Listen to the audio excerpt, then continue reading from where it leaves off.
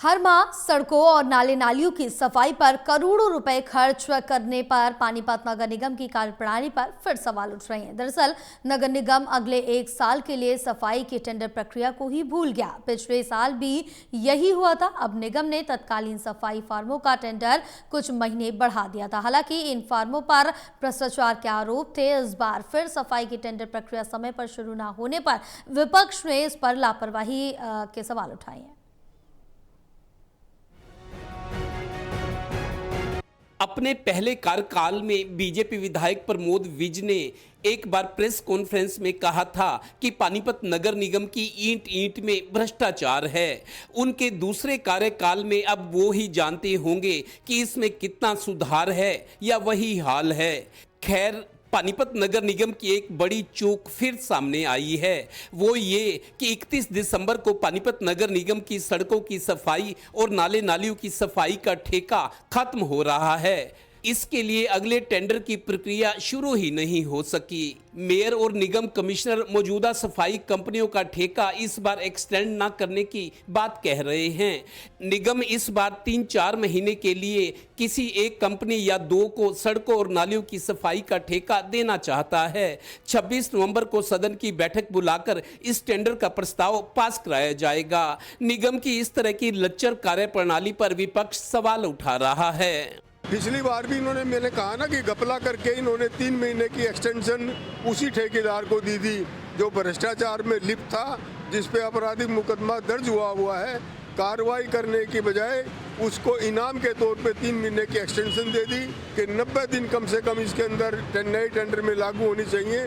आज 38 दिन बचे हुए हैं, तो इनका इरादा फिर भ्रष्टाचार करके उसी ठेकेदार को देने का होगा, इसीलिए इतना लेट कर रहे हैं।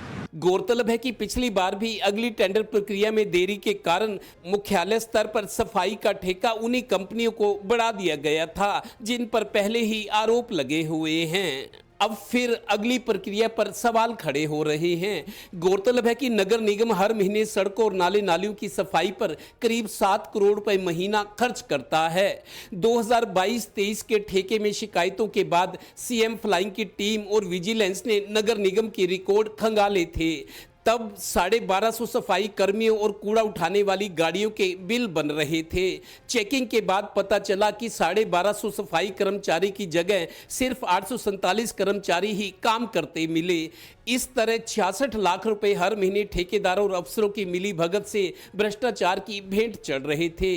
इस मामले में पूजा कंसुलेशन कंपनी के मालिक राजकुमार हुड्डा और IND sanitation solutions private limited के संचालक संदीप खत्री समेत 12 अफसरों के खिलाफ भ्रष्टाचार का केस भी दर्ज हुआ था।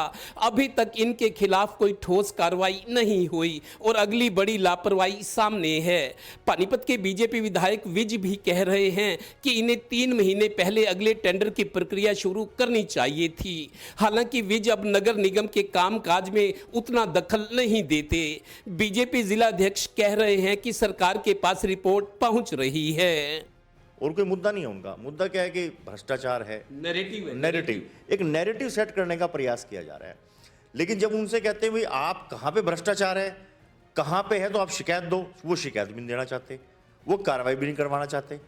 तो इसका सिर्फ एक लोगों के माइंड में घुमाने के लिए, लेकिन लोग बड़े समझदार हैं, काम हो रहे हैं, बहुत अच्छा काम चल रहा है। गौरतलब है कि 7 करोड़ रुपए हर महीने सफाई पर खर्च होने के बाद भी शहर में सफाई से लोग खुश नहीं हैं। नगर निगम के सफाई कर्मचारी कूड़े के ढेर में आज भी आग लगाते दिख जाएंगे। मौजूदा नगर निगम कमिश्नर डॉक्टर पंकज स्मार्ट तरीके से काम कर रहे हैं। शहर के पार्कों की देखरेख और इन्हें मेंटेन रखने के लिए स्कूल कॉलेजों को गोद देने का भी प्रस्ताव है, पर अफसोस भ्रष्टाचार के दाग को धोने में कमिश्नर भी अभी तक सफल होते नहीं दिख रहे।